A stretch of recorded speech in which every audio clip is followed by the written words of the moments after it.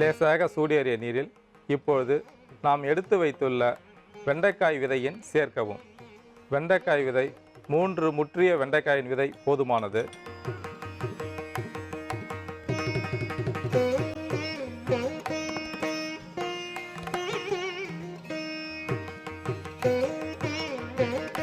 அடுத்ததாக விதை நீக்கிய தாண்டிக்காயை சேர்க்கவும்.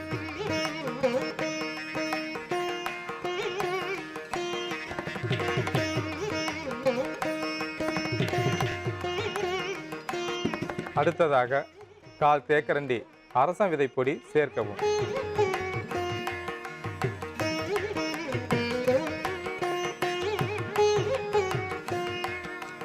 அடுத்ததாக 1/4 தேக்கரண்டி ஆலம் விதைப்பொடி சேர்க்கவும்.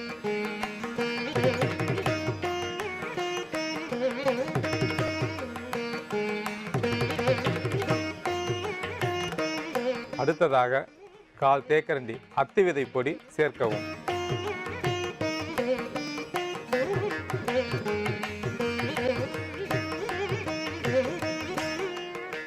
இந்த தீநீர் தயாராகிவிட்டது. இப்பொழுது இந்த தீநீரை வடிகட்டி எடுத்து வைத்துக் கொள்ளவும்.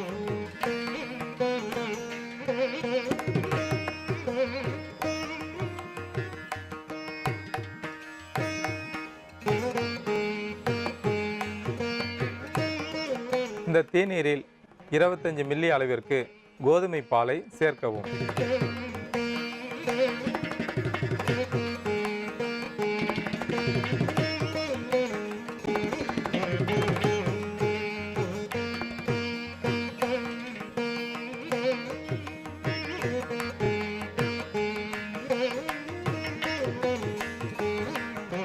இப்பொழுது தேவையான அளவிற்கு தேன் சேர்க்கவும்.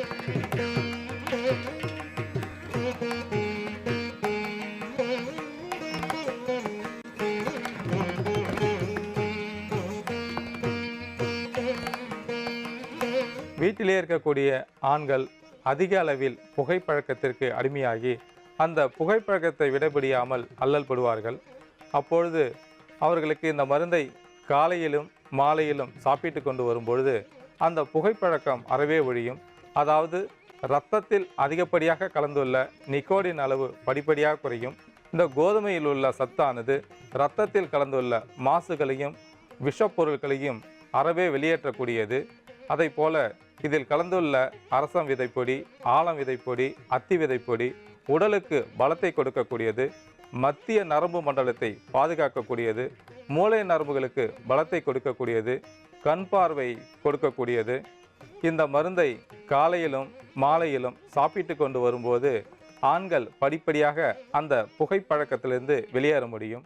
வேரிகோஸ் என்பது இந்த சிரை நாள நோயானது கால்களிலே, அதாவது கெண்டைக்கால் நரம்பானது சுருண்டும் புடைத்தும் விரிந்தும் பாதிப்பு ஏற்பட்டு கருநிறமாக கொத்தாக பல சிரைகளிலும் தாக்குதல்களை ஏற்படுத்தும். இந்த நரம்பு முடிச்சு ஏற்பட்டு விட்டால் இரத்த ஓட்டம் பாதிக்கப்படும். இந்த சிரை நாள நோயானது கெண்டைக்கால் வழியாக மேல் நோக்கி முட்டிகளின் மேல் பகுதியில் உள்ள சிரைகளையும் தாக்கும். அதாவது கால்களிலும் தொடைகளிலும் உள்ளே சென்று அங்கே இருக்கக்கூடிய கீழ்பெருஞ்சிரையையும் தாக்கும். நாளடைவில் இது முற்றி அதிக வலியையும் தொல்லையையும் தரக்கூடியது.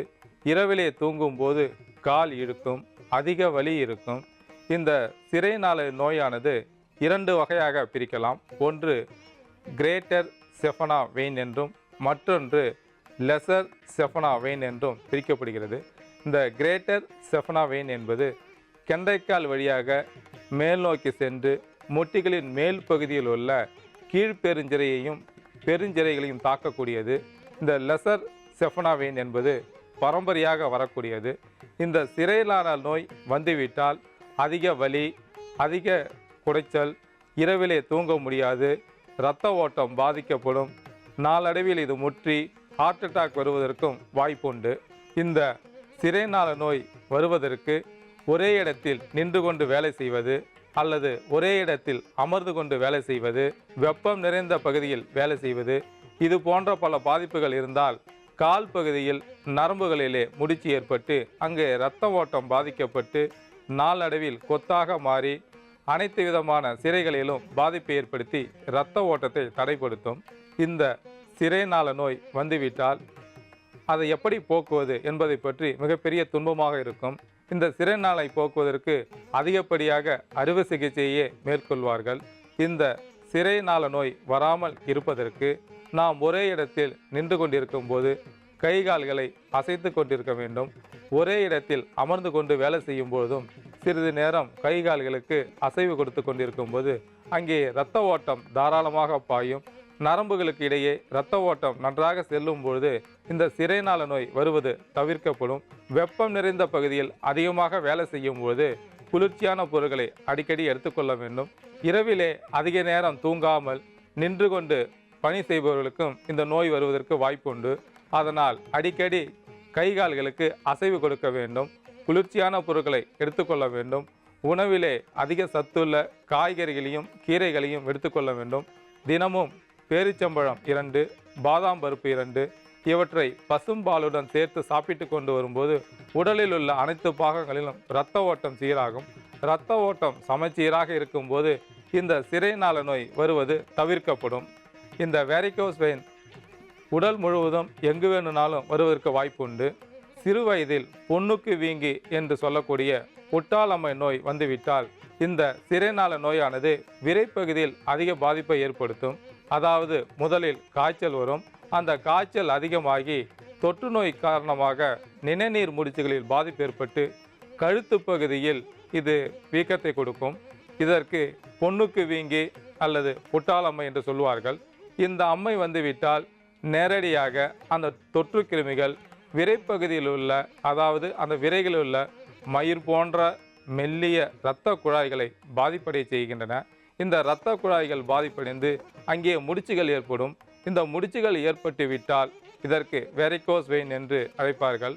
இந்த வேரிகோஸ் வெயின் அங்கே ஏற்படும் போது உயிரணுக்கள் வெளியேறுவது தடைப்படும். இதனால் அந்த ஆணுக்கு குழந்தை பிறப்பது மிகவும் சிரமமாக இருக்கும். இந்த பிரச்சனையை சரி செய்வதற்கு அறுவை சிகிச்சை தான் செய்ய வேண்டும் என்று மருத்துவர்கள் அறிவுறுத்துவார்கள். இந்த வேரிகோஸ் வெயின் உடலில் எங்கு வேண்டுமானாலும் வருவதற்கு வாய்ப்புண்டு. அதிகப்படியாக பாதிப்பு கை கால்களிலே வரக்கூடும், விரைப்பகுதியிலே வரக்கூடும். இந்த வேரிகோஸ் வெயின் பாதிப்பு எங்கு வந்தாலும் நம் பாரம்பரிய மருத்துவத்தின் மூலம் எந்தெந்த பொருட்களை கொண்டு ஒரு மருந்து தயார் செய்து அந்த சிரைநாள நோயை எப்படி சரி செய்வது என்பதை பற்றி இன்று பார்க்க இருக்கிறோம். இதற்கு தேவையான பொருட்கள் மூங்கில் இலை, வசம்பு, சதகுப்பை, தாண்டிக்காய், மிளகு மற்றும் தேன். மூங்கில் இலையில் அனைத்து விதமான மருத்துவ சத்துகளும் அடங்கியுள்ளன. மூங்கில் இலை ஒரு பிடி எடுத்து தீநீராக்கி பருகி வரும்போது உள் உறுப்புகளில் ஏற்பட்டுள்ள உஷ்ணத்தை போக்கக்கூடியது. மூங்கில் இலையை நன்றாக காடி விட்டு அரைத்து அந்த விழுதை இடுப்பு பகுதியில் தேய்த்து வரும்போது இடுப்பு வலி இருந்தால் இடுப்பு வலி உடனடியாக குறையும். மூங்கில் இலைகளே பனிநீர் படியும். அந்த பனிநீரை சேகரித்து கொண்டு கண் சிவப்பாக இருந்தால் அந்த கண் சிவப்பு மாறுவதற்கு கண்ணிலே ஒரு சொட்டு இந்த பனிநீரை விட்டு கொண்டு வரும்போது கண் சிவப்பு அறவே தீரும். மூங்கில் இலை ஒரு பிடி, மிளகு 1/4 தேக்கரண்டி, ஜீரகம் 1/4 தேக்கரண்டி, பனைவெல்லம் 1/4 தேக்கரண்டி இவற்றை தீநீராக்கி பருகி வரும்போது நீண்ட நாட்களாக இருந்த காய்ச்சல் அறவே தீரும். மூங்கில் இலையை விழுதாக்கி புண்களின் மீது வைத்து கட்டி வரும்போது சீழ் பிடிக்காமல் பழுத்து தானாகவே அந்த கட்டியானது சரியாகும். மூங்கில் வேரானது உடலுக்கு பலத்தை கொடுக்கக்கூடியது. மூங்கில் வேரை நன்றாக பொடி செய்து தேனுடன் குழைத்து சாப்பிட்டு கொண்டு வரும்போது உள் உறுப்புகளில் ஏற்படக்கூடிய உஷ்ணத்தை போக்கக்கூடியது, இரத்த ஓட்டத்தை சரி செய்யக்கூடியது.